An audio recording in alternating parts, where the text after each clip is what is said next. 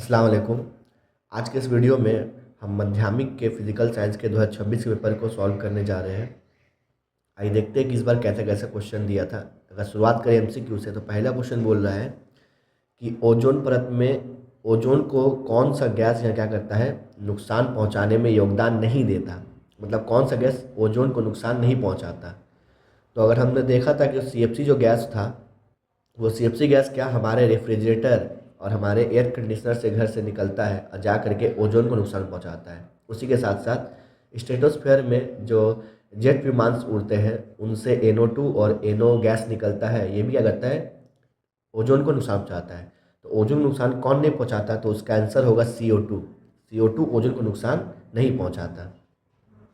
अगले क्वेश्चन तरफ देखें, यहाँ बोला है कि 11.2 लीटर NH3 है, उस गैस का STP पर द्रव्यमान क्या होगा। यानी यहाँ पर NH3 का मात्रा पूछा है, यानी मास पूछा है 11.2 लीटर का।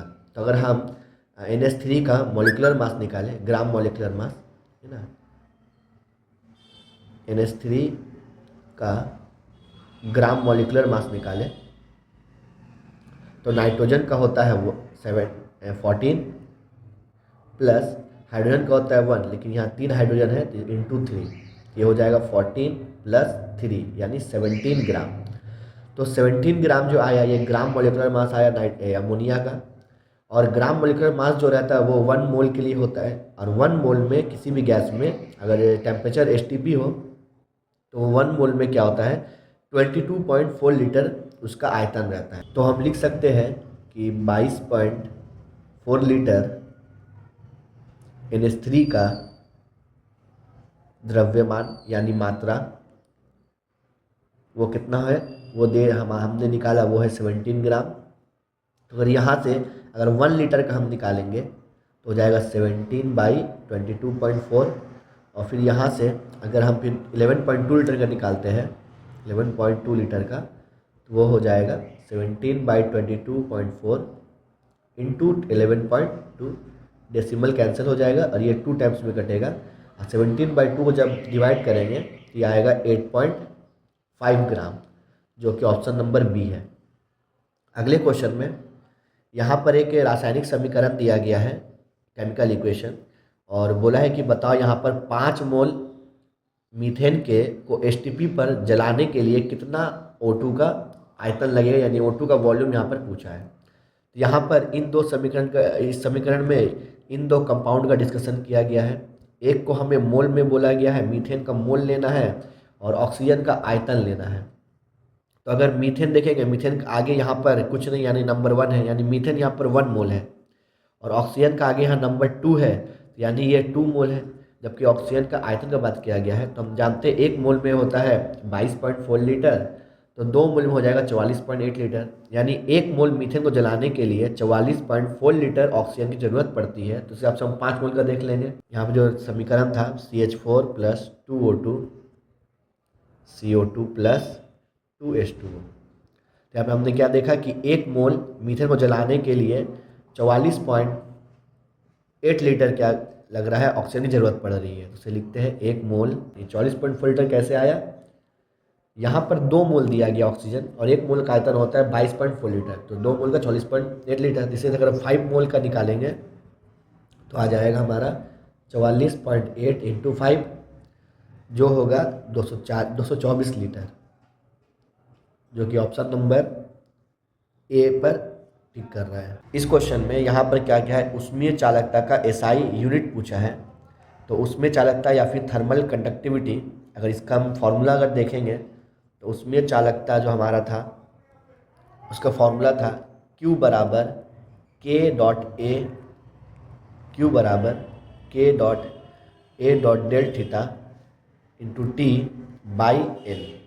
यहाँ पर जो K था इसको हम लोग क्या बोलते थे, ऊष्मीय चालकता कहते थे, या इसे इंग्लिश में थर्मल कंडक्टिविटी कहते हैं। ऊष्मीय चालकता ये था K। तो यहाँ से K का यूनिट पूछा है, अगर K का यूनिट निकालना चाहेंगे तो K इक्वल टू हो जाएगा Q into L by A dot del theta into T। सारे टर्म्स को हमने लेफ्ट हैंड साइड लेकर के आ गया है। अगर यहाँ से SI यूनिट निकालते हैं तो Q था हमारा हीट, और हीट जो होता है एक टाइप का एनर्जी होता है, तो उसका यूनिट होगा जूल, SI यूनिट जूल होता है।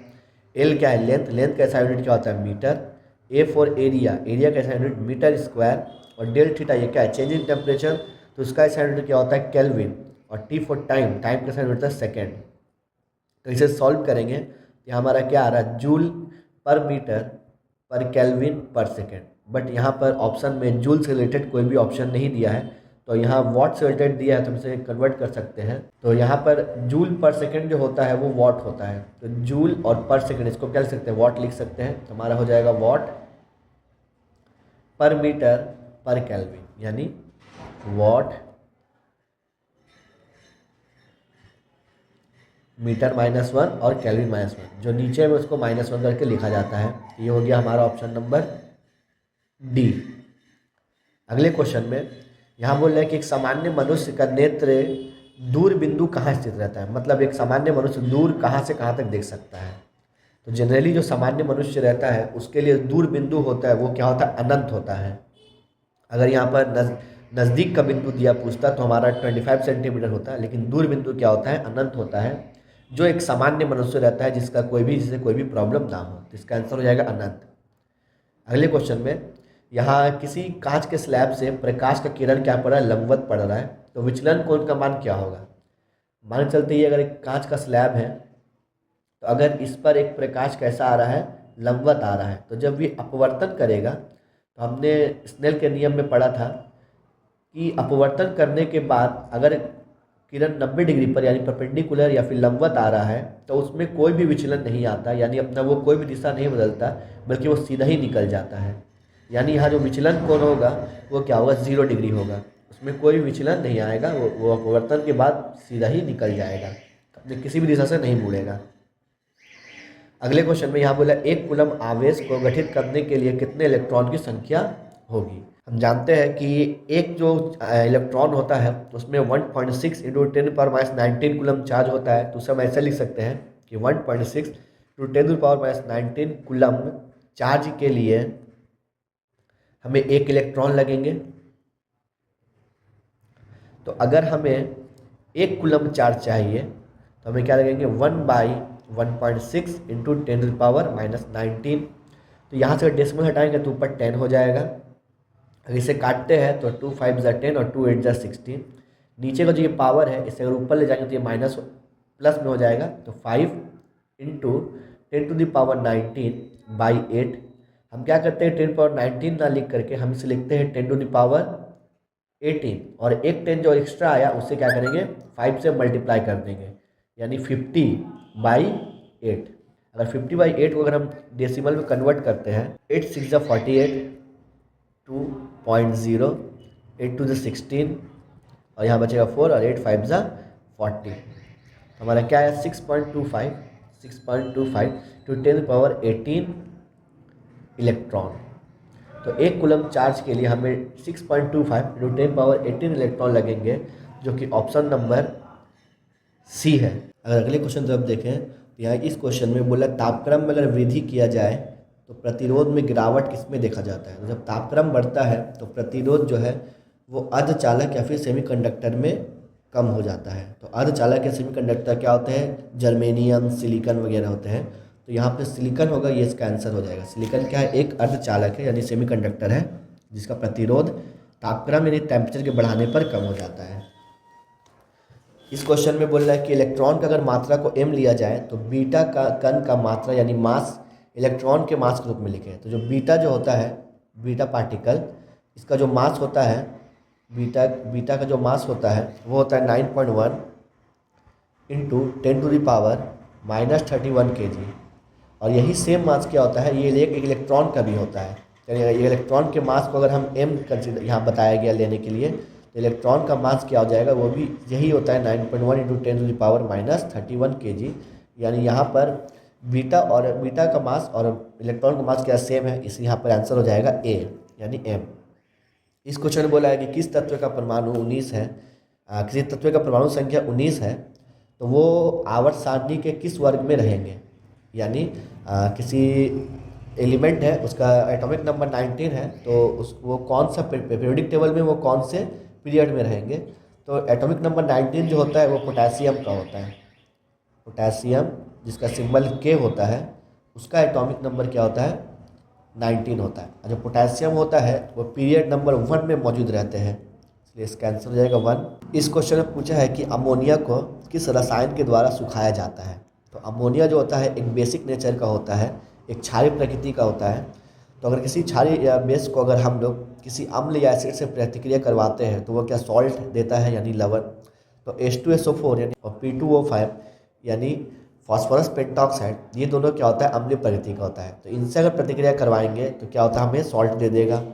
और कैल्शियम क्लोराइड से अगर रिएक्शन करवाएंगे तो ये एक अलग प्रकार का कंपाउंड बना लेता है, यानी यौगिक बना लेता है। तो इसलिए हम लोग अमोनिया को सुखाने के लिए कैल्शियम ऑक्साइड का इस्तेमाल करते हैं, जो कि एक क्षारीय प्रकृति का ही ये भी होता है। अगले क्वेश्चन में यहाँ बोला गया कि जो ड्यूरालिमिन है, उस ड्यूरालिमिन में किन तत्वों में कौन सा अनुपस्थित रहता है। तो ड्यूरालिमिन जो है वो एक अलॉय है, यानी मिश्र धातु है एल्यूमिनियम का। ड्यूरालिमिन क्या है, एल्यूमिनियम का मिश्र धातु है। अगर ड्यूरालिमिन में अगर हम देखें तो इसके अंदर एल्यूमिनियम प्रेजेंट रहते हैं, कॉपर, मैग्नीशियम और मैंगनीज, ये सारे तत्व क्या होते हैं, इसमें मौजूद रहते हैं। तो यहाँ देख पा रहे हैं यहाँ पर जिंक इसमें मौजूद नहीं है, तो आंसर हो जाएगा जिंक। यहाँ क्वेश्चन क्या था, कौन सा अनुपस्थित रहता है। इस क्वेश्चन में बोला गया है कि कॉपर सल्फेट का जलीय घोल के साथ अगर जलीय अमोनिया को मिलाएंगे तो जो घोल बनेगा यानी सॉल्यूशन बनेगा, उसका रंग कैसा दिखेगा। तो अगर हम लोग कॉपर सल्फेट यानी CuSO4 के साथ NH4OH को अगर हम लोग रिएक्शन करवाते हैं तो हम लोग जो रिएक्शन में जो प्रोडक्ट आता है वो आता है CuSO4 और CuOH ट्वाइस और NH4 ट्वाइस SO4। ये जो रहता है इसे हम बोलते हैं बेसिक कॉपर सल्फेट। बेसिक इस यौगिक का नाम है, इस कंपाउंड नाम है बेसिक कॉपर सल्फेट। ये जो बेसिक कॉपर सल्फेट होता है, इसके वजह से जो सॉल्यूशन होता है वो पेल ब्लू या फिर गहरा नीला कलर का हो जाता है। गहरा नीला कलर का हो जाता है। हमारा आंसर हो जाएगा गहरा नीला कलर। इस क्वेश्चन में पूछा गया है कि निम्न में से किसका सर्वाधिक विद्युत चालकता होता है, यानी किसमें से आसानी से विद्युत का प्रवाह हो सकता है। तो शुद्ध जल जो होता है ये क्या होता है, विद्युत का कुचालक होता है, यानी इसमें से विद्युत प्रवाह नहीं हो सकता। और चीनी का जलीय घोल और तरल हाइड्रोजन क्लोराइड जो होता है ये क्या होता है, ये सहसंयोजी यौगिक होता है, यानी ये आयंस में नहीं टूटता। और जो आयंस में नहीं टूटता उससे आसानी से विद्युत प्रवाह नहीं हो पाता। तो एसिडिक अम्ल जो है इसमें से क्या होता है, विद्युत का प्रवाह हो सकता है, क्योंकि एसिडिक एसिड भी क्या है, एक वीक इलेक्ट्रोलाइट है। लेकिन इस ऑप्शन में यहाँ पर एसिडिक एसिड ही इसका आंसर होगा।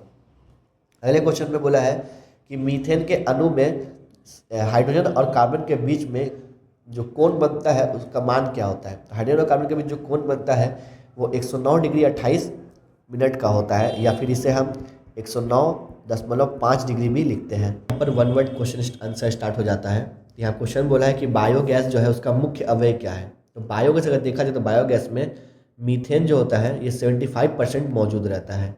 मीथेन ये क्या होता है, 75% क्या होता है, ये मौजूद रहता है। इसलिए बायोगैस का मुख्य अवयव क्या हो जाएगा, मीथेन। अथवा का ऑप्शन है कि हमें हमारे जो निश्वास क्रिया है उसमें एक गैस का नाम बताइए जो वातावरण के बढ़ने से विश्व उष्णायन का कारण बनता है। यानी सांस की क्रिया में, रेस्पायरेशन में वो कौन सा गैस हम लोग यूज़ करते हैं जो ग्लोबल वार्मिंग को बढ़ाता है। तो उसका आंसर हो जाएगा CO2। CO2 क्या होता है, ग्लोबल वार्मिंग को बढ़ाता है।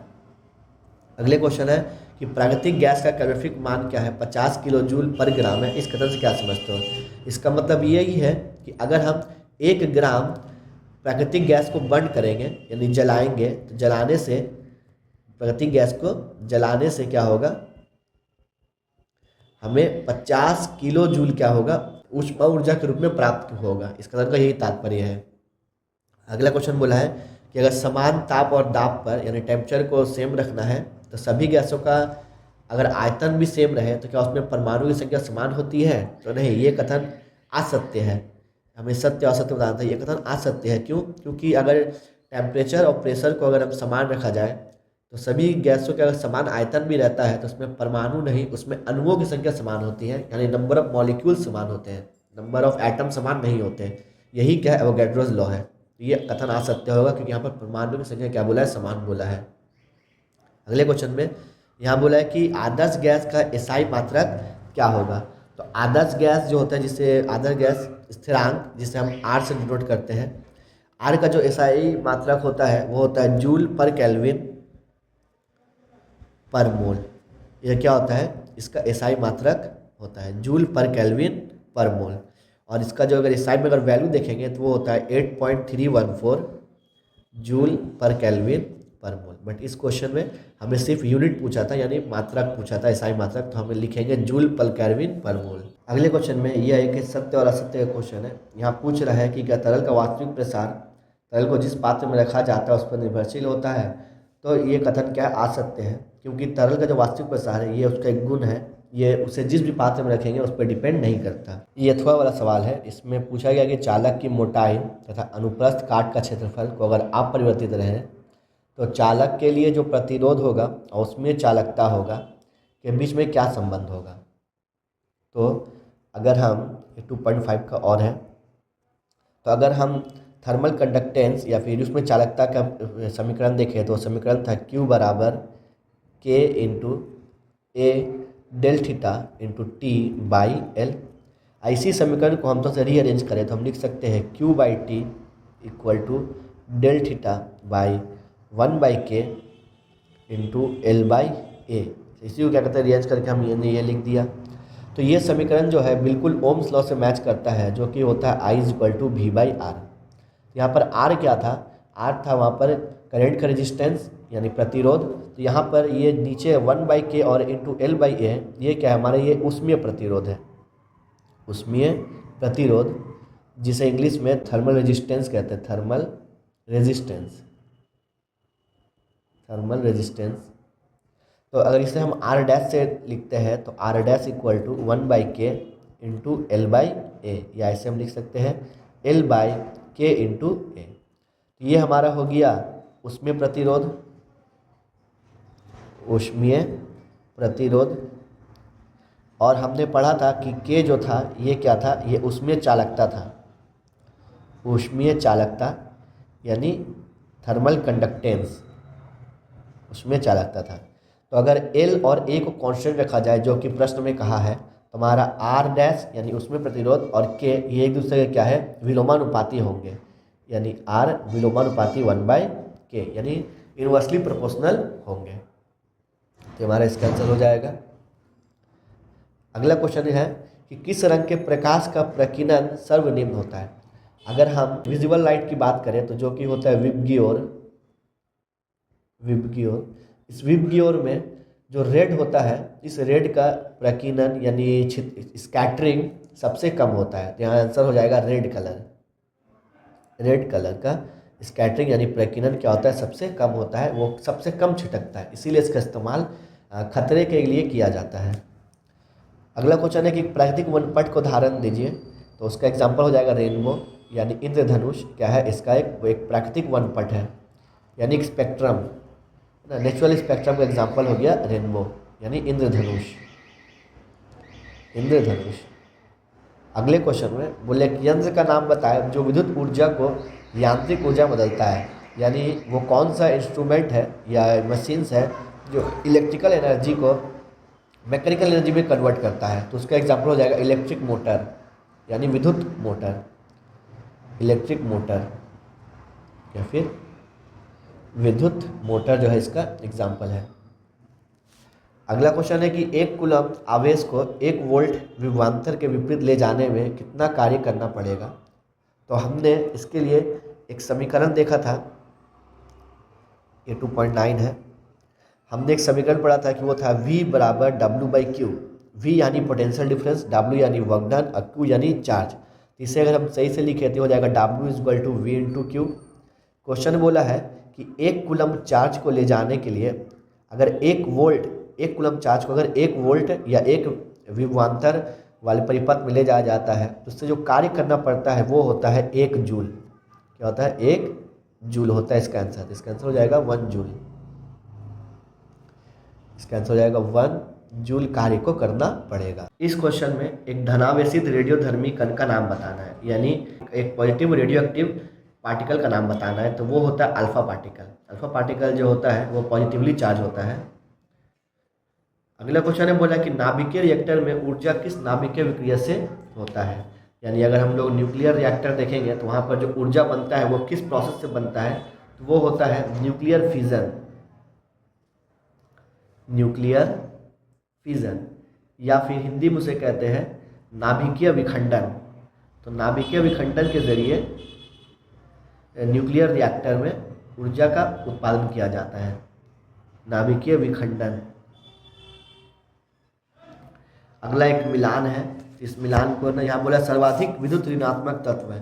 जो सर्वाधिक विद्युत ऋणात्मक तत्व है वो क्या है, वो फ्लोरीन है, यानी ये हमारा नंबर 1 हो जाएगा। और अगला है कि रेड हेमेटाइट। तो रेड हेमेटाइट क्या है, एक टाइप का ओर है, तो उसमें क्या निष्कासित होता है, तो ये आयरन का ओर है, तो उससे आयरन ही निष्कासित होगा। अगला क्वेश्चन है कि लोहे के जंग लगने को त्वरित करने वाला ऋणायन का नाम बताएं। माने एक ऐसा एनायन का नाम जो क्या करता है, लोहे के जंग को और बढ़ा देता है, इंक्रीज कर देता है जंग लगने की प्रक्रिया को, तो वो हो जाएगा क्लोरीन। क्लोरीन क्या करता है, जंग लगने की प्रक्रिया को, क्लोरीन का एनायन जंग लगने की प्रक्रिया को और बढ़ा देता है। अगला क्वेश्चन है कि पीतल में उपस्थित धातु में सर्वाधिक प्रतिशत में उपस्थित धातु कौन सा होता है। पीतल जो रहता है, पीतल में सबसे अधिक मात्रा में कॉपर मौजूद रहता है। ये मिलान कर हो गया। और अगले क्वेश्चन की तरफ बढ़े तो यहाँ पर बोला है कि इनमें से कौन सा सहसंयोजी यौगिक है, यानी कौन सा यहाँ पर कोवैलेंट बॉन्ड बनाता है। तो अगर देखेंगे पोटेशियम क्लोराइड और सोडियम ब्रोमाइड, ये सारा क्या करता है, ये सारा आयनिक बॉन्ड बनाता है। लेकिन कार्बन टेट्राक्लोराइड जो है, जिसका फॉर्मूला CCl4 होता है, ये क्या, ये कोवैलेंट बॉन्ड यानी सहसंयोजी यौगिक बनाता है। तो इसका आंसर हो जाएगा CCl4 यानी कार्बन टेट्राक्लोराइड। अगले क्वेश्चन में बोला है कि गोल्ड का प्लेटिंग करने के लिए, गोल्ड के ऊपर गोल्ड प्लेटिंग करने के लिए इलेक्ट्रोलाइट के रूप में यानी विद्युत विश्लेषक के रूप में किसका इस्तेमाल किया जाता है। तो गोल्ड को प्लेटिंग करने के लिए इलेक्ट्रोलाइट के रूप में हम लोग क्या करते हैं, पोटेशियम एरोसाइनाइड, पोटेशियम एरोसाइनाइड, एरोसाइनाइड जिसका केमिकल फॉर्मूला होता है KAuCN2, क्या होता है इसका केमिकल फॉर्मूला होता है। तो ये क्या होता है, पोटेशियम एरोसाइनाइड का इस्तेमाल करके हम लोग गोल्ड का प्लेटिंग करते हैं। इस पोटेशियम एरोसाइनाइड को पोटेशियम गोल्ड साइनाइड भी कहते हैं। इसके अलावा हम सोडियम एरोसाइनाइड का भी इस्तेमाल कर सकते हैं। इसी का अथवा क्वेश्चन है कि किसी विद्युत विश्लेषक के जलीय घोल के विद्युत विश्लेषक में विद्युत धारा के वाहक क्या होते हैं। यानी जब हम लोग इलेक्ट्रोलाइसिस का प्रोसेस करते हैं तो उसमें जो करंट को ले जाता है वो कौन ले जाता है। तो करंट को ले जाने वाला क्या होता है, आयंस होता है। ये आयंस कैटायन भी हो सकता है या फिर ऋण आयन भी हो सकता है, कैटायन भी हो सकता है और एनायन भी हो सकता है। ये दोनों क्या करता है, करंट को ले जाता है। अगला क्वेश्चन है कि विद्युत विश्लेषण हेतु प्रतिवर्ती धारा का इस्तेमाल क्यों नहीं किया जाता। तो इलेक्ट्रोलाइसिस में हम लोग AC करंट, प्रतिवर्ती धारा यानी AC करंट यानी अल्टरनेटिव करंट का इस्तेमाल क्यों नहीं करते हैं, जबकि हम लोग इलेक्ट्रोलाइसिस में हम लोग DC करंट का इस्तेमाल करते हैं, डायरेक्ट करंट। तो AC करंट जो होता है वो हर सेकंड क्या करता है, अपना दिशा को बदलता रहता है।